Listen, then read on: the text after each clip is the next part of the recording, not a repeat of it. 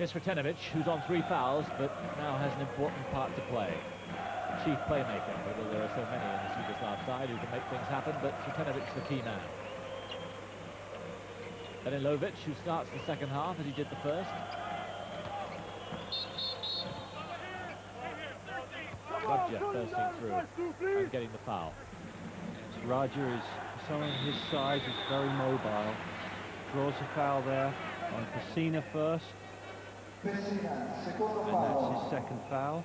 But it's interesting to see that Divac is sitting out the start of the second half, and you see there in the back of the picture, number 15, Zoran Savic, member of the cup-winning Pop 84 team, who's yet to play this in this final, who starts the second half. Just again shows the depth of this Yugoslav team. It's quite amazing because he would definitely be a starter for any other team in this tournament. Poor defense. Radja very persistent, but they left him open. Yes, he squeezed through there. Here, 2 people there stopping him shooting. He squeezed between them and just rolls the ball off the backboard. Good move from Radja, but needs to tighten up the defense from the Italians. Foul there on Karasovic.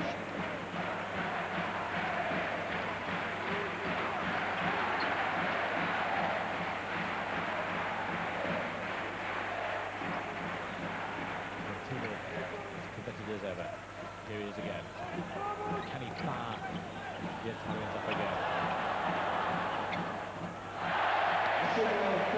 That was very lucky there. Gentili tried to draw a foul on his defensive player. It didn't come off, but the ball hit the backboard and rebounded to Pessina, who's having a fine game for Italy and who scored.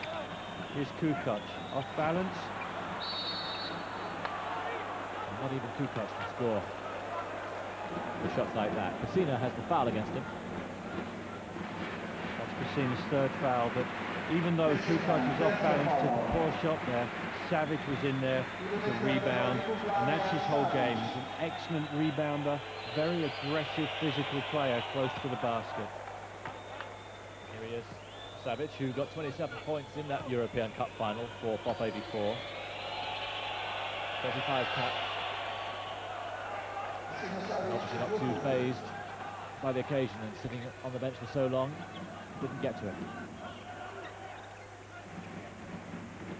Yugoslavia then by 9 in his early stages of the second half of this Coca-Cola European Championship.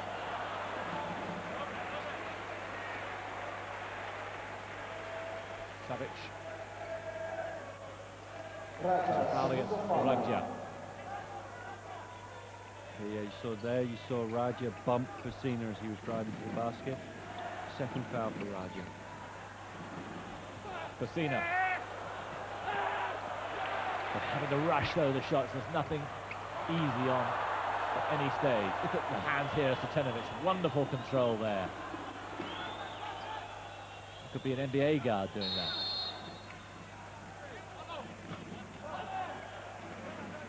Referee has called a timeout there. Seems that a couple of players have taken a knock and fallen over, and he just wanted to make sure the court was dry and everything. But here's Sretenovic. You can see the control he has, fakes the pass, looks around him, and then gets everything organized again.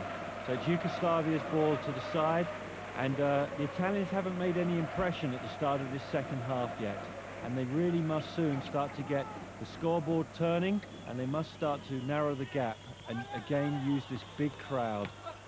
And there's Radja again, sliding through, slicing through the defense, using his left hand there to score. And a foul there on Gentile, a charging foul.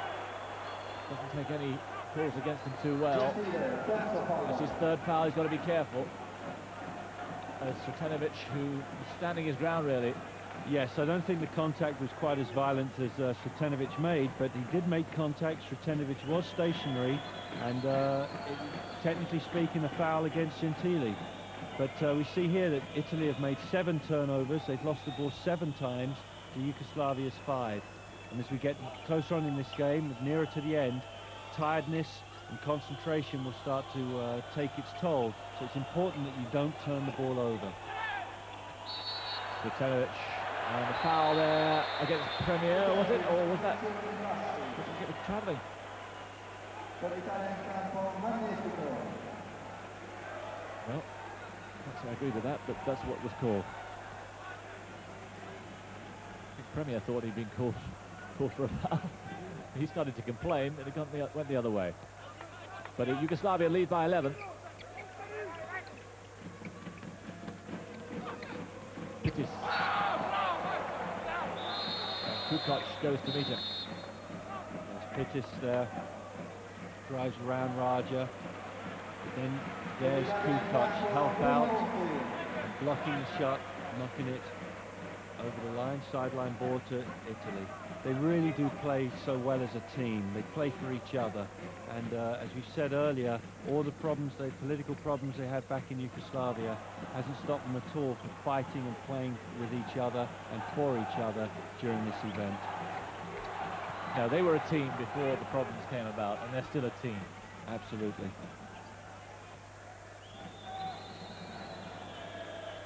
Team with Slovenes, Croats, Serbs.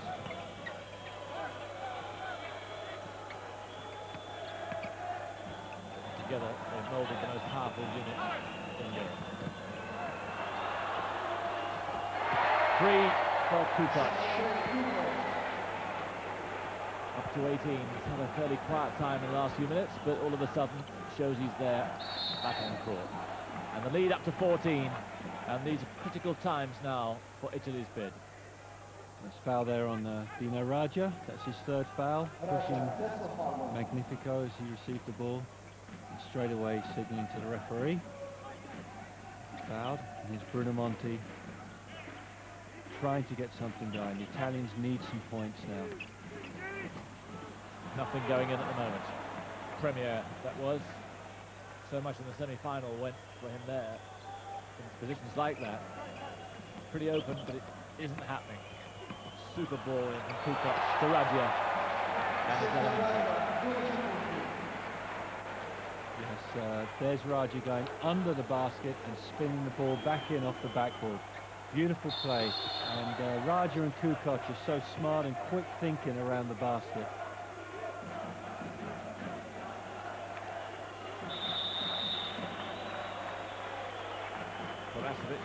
His second foul. Takes a blow. So when he in there, see where the foul came, but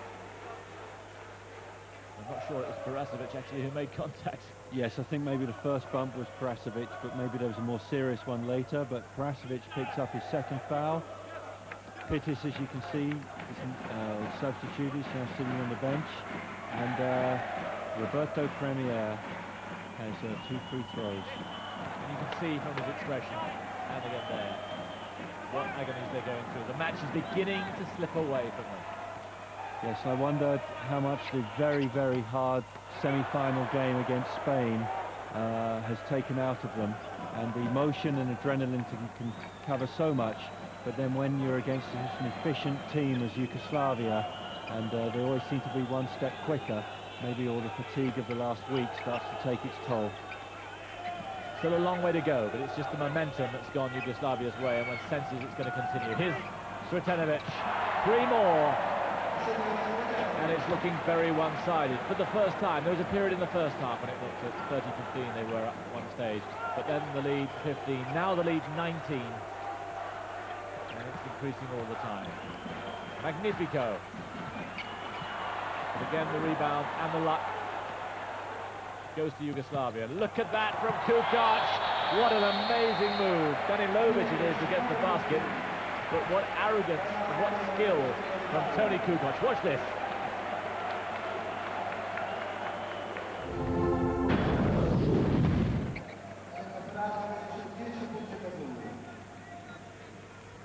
"19 points, the lead at the moment.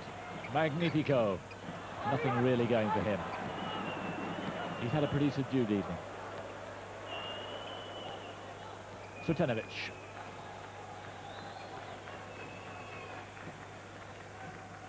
Cantozzi, new on for the Italians, number 4.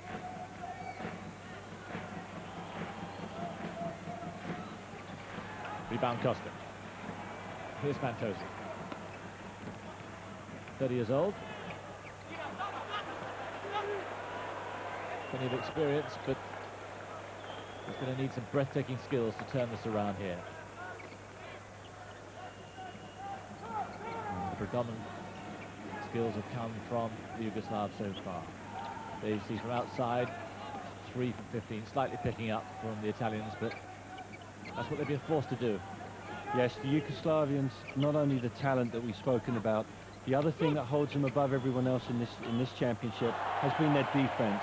They really do play aggressive defense. They put pressure on the people that have the basketball, but at the same time, they help each other. And of course, if you beat one of the guards or the smaller people, you're running up against Divac and Kukoc and Paspalj and Raja close to the basket. And it must be like trying to shoot through trees. Some very big people out there. Oh yes, good pass from Pittis, and Fantosi gets his first points of the game, a three-pointer. Good start for him. I think the feeling on the Italian bench is obviously that the top stars looked a little jaded and disappointed, so you might as well put a couple of the new boys in who are really desperate to succeed and get on out there. Yes, at this stage, Fantosi is there. Pittis, maybe some of the younger players and the older players, you get them out there to have a run, to experience the final, and just to see and to really say in your own way thank you for their efforts, because remember, it's not just the first five, it's a whole team that plays, and I'm sure later on we'll be seeing the Yugoslavs have all their players playing as well. Fantosi goes on his own completely. Well, it's looking pretty good for him. Suddenly a little bit more urgency about the Italian play. But the crowd don't really believe in it. You can hear in the background just a few klaxons going on, but not a concerted roar. They know.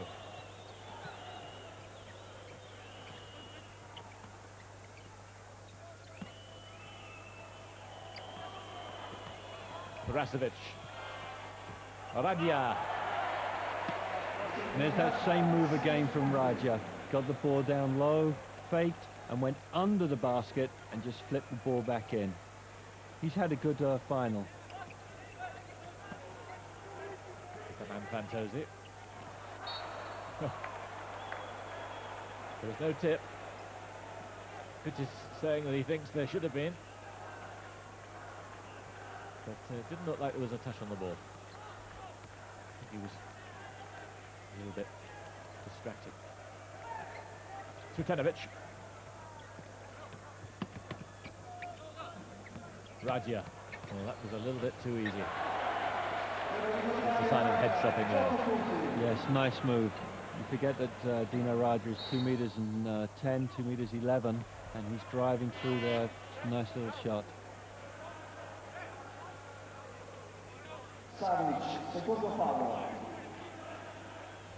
There's Savic slapping on the wrist. So Pittis to the line.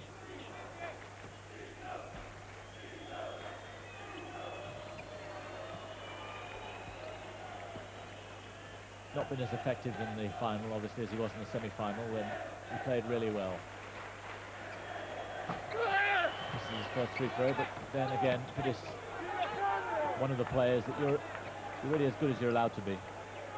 Yes, and I've been very impressed with Pittis. And here's Raja giving the ball, giving the ball to Kukoc. He says thank you, and just slams the ball home. Look at this. Awesome play from the Yugoslavs, and that's the power and ability of Tony Kukoc. Casino finds Fantosi. Fantosi makes a good start. A little too little, too late, but he'll take it. Yes, and just saying earlier, I think Riccardo Pittis, the youngster from the Italian team under 11, has had a good championship, and he's acquitted himself well. He hustles very well, and I think he's certainly got a big future in European basketball, and this will give him great experience for the future. Cvitanovic to the line.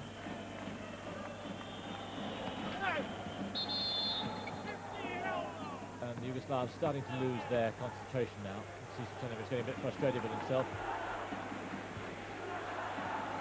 Savic bursting in at the end there, on the end of the rebound, commits his third foul.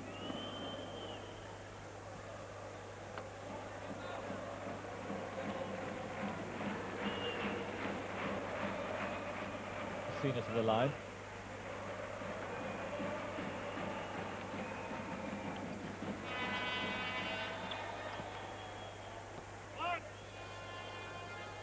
But the standard throughout the championship has been very, very high. Obviously, the Greeks have been a bit disappointing. They had their own club internal problems with the national squad.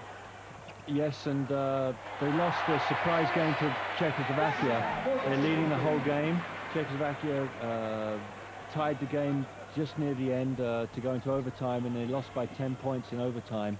And that's what basically stopped them reaching the semi-finals, because they then had to beat France by at least 18. They beat them by 12, which wasn't enough.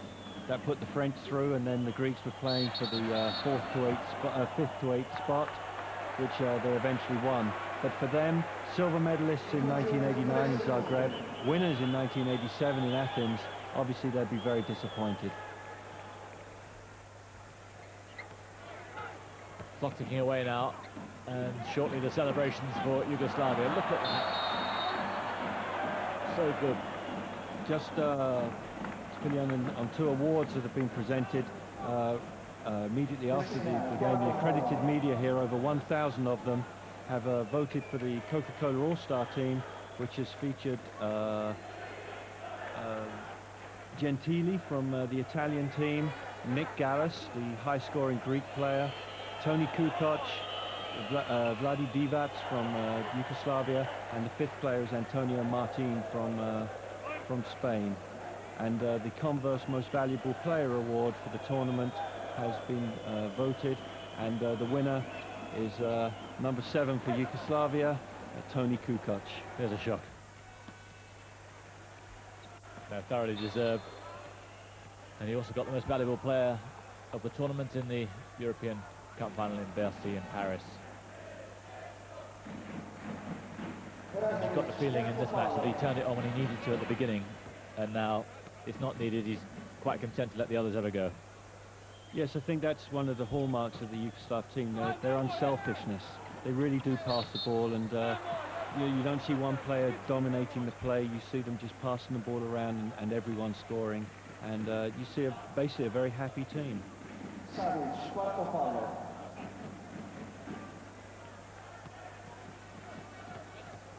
Fourth foul against Savage. He's picking them up with monotonous regularity. One more and he's off, of course. Santosi, meanwhile, will be feeling pretty pleased with himself. There's his average, you can see, 2.8. Now 9 points. And he's created a little bit more urgency in the Italian side, something that was lacking early on in the second half. Double team on Perasovic, no effect at all.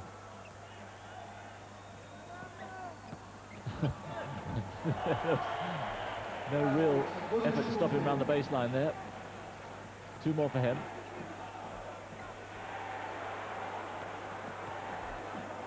Lead up to 16.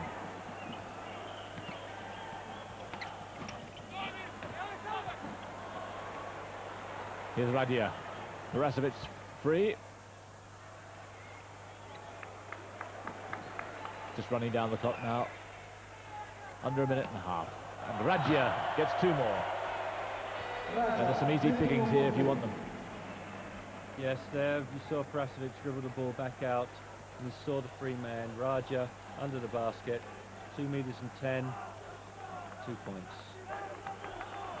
And the defense not too keen to go out and meet him when he's up there.